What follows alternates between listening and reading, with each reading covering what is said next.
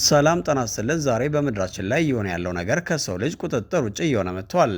በመካከለኛው ምስራቅ ለዘመናት ሲነድ የነበረው እሳት ዛሬ ወደ ታላቅ የዓለም ጦርነት ፍንዳታ ተቀይሯል። የኢራን ዘመናዊ የባለስቲክ ሚሳይሎች የአሜሪካን የጦር ሰፈር በእሳት እያጠቡ ነው። በሌላ በኩል ቻይና ዋሽንግተንን ለዓለም የደበቀችውን ታላቅ ውርደትና ውድመት ይፋ አድርጋለች። ሩሲያ ደግሞ ባንከር በስተር የተሰኘውን ምድርን የመበርቦርና ተራራን የመናድ አቅም ያለው አዲሱም ሱፐር ቦምቧን ወደ ስራ አስገብታለች። ዛሬ የምናቀርብላችሁ ዘገባ ተራ ዜና አይደለም። ይልቁንም የሰው ልጅ ታሪክ አቅጣጫውን እየቀየረ መሆኑን የሚያሳይ ሰነድ ነው። እስከ ፕሮግራማችን ፍጻሜ ድረስ አብራችሁን ቆዩም። ታሪክ የማይረሳው ታላቅ ቁጣ ተፈጠረ።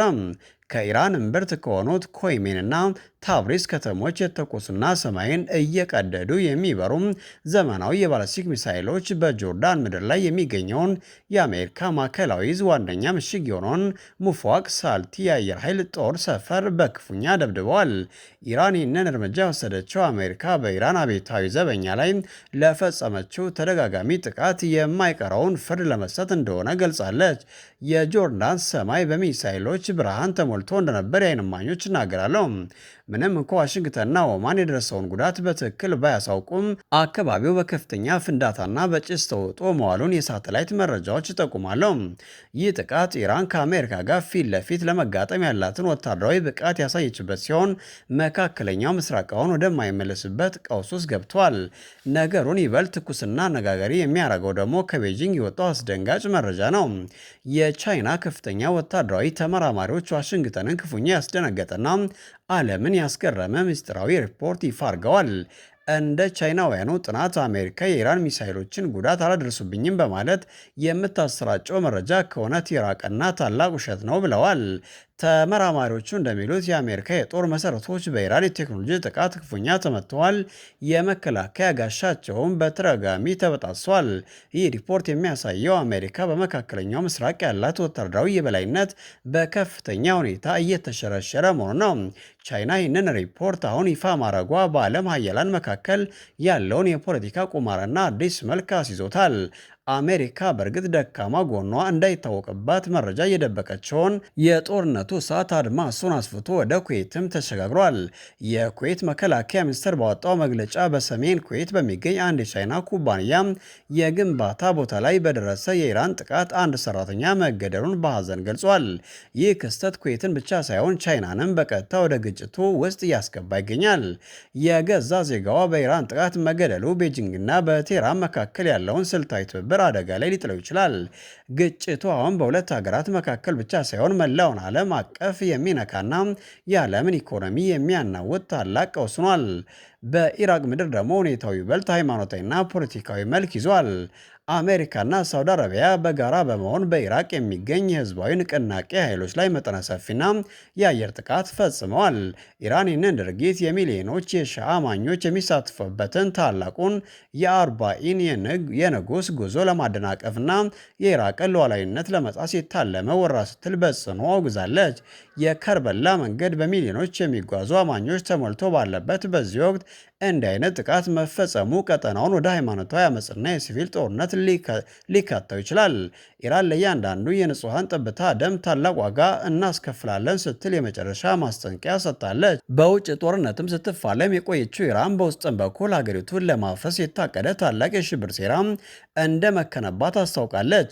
የኢራን ደህንነት ሚኒስቴር በሲስታንና በባሉቺስታን ግዛት በኩል ሰርገው የገቡ 4 የሽብር ቡድኖችን መደምሰሱን አውጇል። በዚህ ኦፕሬሽን 15 ተጠርጣሪዎች በቁጥጥር ስር የዋሉ ሲሆን በርካታ የካሊሽኒኮቭ ጠበንጃዎች፣ ፈንጆችና ዘመናዊ የመገናኛ መሳሪያዎች ተይዘዋል። እነዚህ ቡድኖች በኢራን የኢኮኖሚ የፍትህና የመሠረተ ልማት ተቋማት ላይ አውዳሚ የቦምብ ጥቃት ለማድረስ አቅደው ነበር ብለዋል። ኢራን አሜሪካና እስራኤልን ከዚህ ሴራ ጀርባ እንዳሉበት እየወነጀለች ሲሆን ሀገሪቱ በከፍተኛ የንቃት ደረጃ ላይ ትገኛለች።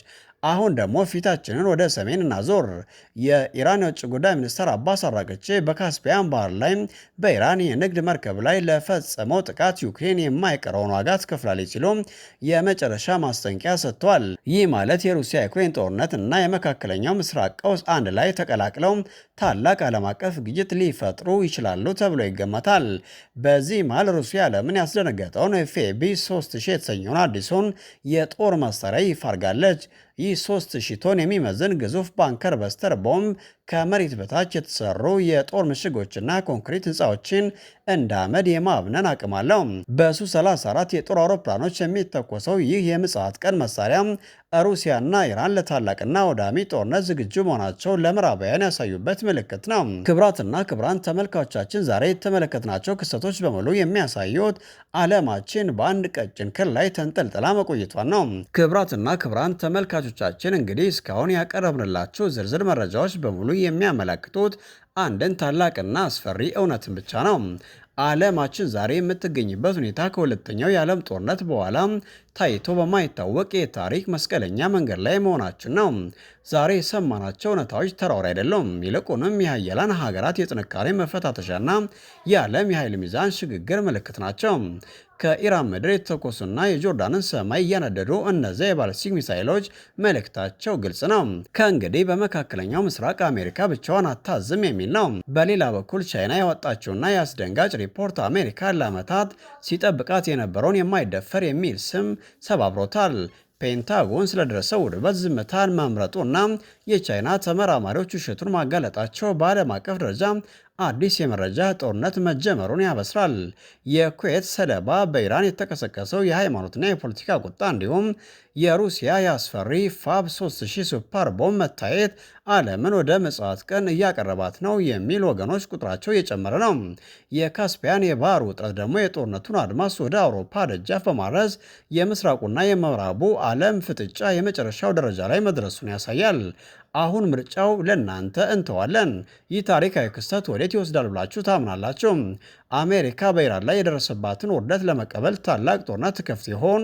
የቻይና ሩሲያና ኢራን ህብረት የምዕራባውያንን የበላይነት ለዘላለም ሊያከትምለት ይችላል? በሚሊዮኖች የሚቆጠሩ የአርቲኢን ተጓዦች ባሉበት ወቅት የተሰነዘረው ጥቃት በመካከለኛው ምስራቅ ያለውን የሻማኞች ወደ ታላቅ አመፅ ይመራቸው ይሆን? የሩሲያ አዲስ ቦምብ በዩክሬን ብቻ ሳይሆን በመካከለኛው ምስራቅ ሚዛኑን ይቀይረው ይሆን? እባካችሁ ይህ ዜና ብቻ አይደለም፣ ይህ የጋራ ህይወታችን ጉዳይ ነው። ሀሳባችሁን፣ ስጋታችሁን፣ ግምታችሁና ጥልቅ ትንታኔያችሁን በኮሜንት መስጫው ላይ ሆኖ አስፍሩልን። እያንዳንዱን አስተያየታችሁን እናነባለን፣ እንወያይበታለን። ምክንያቱም የእናንተ ድምፅ ለዚህ ታላቅ ክብር ምስክር ነው። እንዲህ አይነት ሚዛናዊ ጥልቅና እውነተኛ መረጃዎችን በየቀኑ ወደ እናንተ ለማድረስ የእናንተ ድጋፍ ወሳኝ ነው። ስለዚህ ይህንን መረጃ ለብዙ ወገኖች እንዲደርስና ዓለም ያለችበትን ሁኔታ እንዲረዱ ላይክ ያድርጉ። ለወዳጅ ዘመደው በፌስቡክ በቴሌግራምና በዋትሳፕ ሼር በማድረግ የንቃት ደውል ይሆኑ። ከሁሉ በላይ ደግሞ እንዲህ አይነቱን ሰበርና ድብቅ መረጃዎችን በየሴኮንዱ ስለማግኘት ቻናላችንን ሰብስክራይብ ካላደረጋቸው አሁኑ ያድርጉ። የደውል ምልክቷን በመጫን ኦል የሚለውን ይምረጡ። በዚያ ማንኛውም አዲስ መረጃ ሲወጣ ቀዳሚ ተመልካች ይሆናሉ። ስለነበረን ቆይታ ከልብ እናመሰግናለን። መልካም ጊዜ። እንዲህ አይነት ሚዛናዊ ጥልቅና እውነተኛ መረጃዎችን በየቀኑ ወደ እናንተ ለማድረስ የእናንተ ድጋፍ ወሳኝ ነው። ስለዚህ ይህንን መረጃ ለብዙ ወገኖች እንዲደርስና ዓለም ያለችበትን ሁኔታ እንዲረዱ ላይክ ያድርጉ። ለወዳጅ ዘመደው በፌስቡክ በቴሌግራምና በዋትሳፕ ሼር በማድረግ የንቃት ደውል ይሆኑ። ከሁሉ በላይ ደግሞ እንዲህ አይነቱን ሰበርና ድብቅ መረጃዎችን በየሴኮንዱ ስለማግኘት ቻናላችንን ሰብስክራይብ ካላደረጋቸው አሁኑ ያድርጉ። የደውል ምልክቷን በመጫን ኦል የሚለውን ይምረጡ። በዚያ ማንኛውም አዲስ መረጃ ሲወጣ ቀዳሚ ተመልካች ይሆናሉ። ስለነበረን ቆይታ ከልብ እናመሰግናለን። መልካም ጊዜ